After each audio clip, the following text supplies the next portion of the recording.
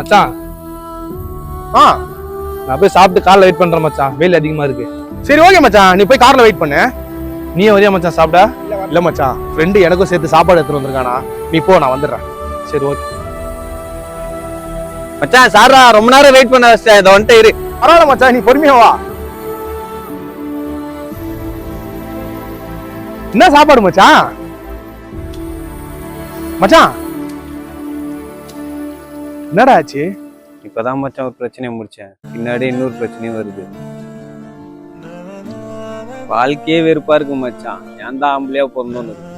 மச்சான், நம்ம ஆம்பளையா போறதே ஒரு சாபக்கேடுதான். நம்ம வீட்டுல வெட்டியா இருந்தோன்னு வச்சுக்கேன், வேலைக்கு போலன்னு சொல்லிட்டு நம்மள காரி துப்புறாங்க.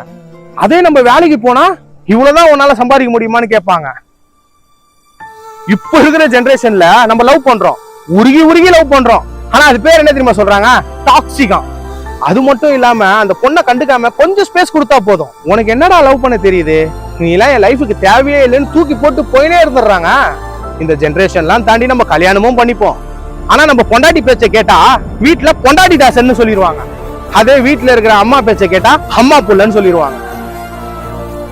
மச்சான், நம்ம வீட்டுல இருக்கிற வரைக்கும் நம்ம குடும்பத்துக்காக ஓடணும், நம்மளுக்கு கல்யாணம் ஆயிட்டுக்கு அப்புறம் நம்ம பொண்டாட்டிக்காக ஓட வேண்டியது இருக்கும், அப்புறம் நம்மளுக்கு புள்ள பிறக்கும், அதுக்காக ஓட வேண்டியது இருக்கும்.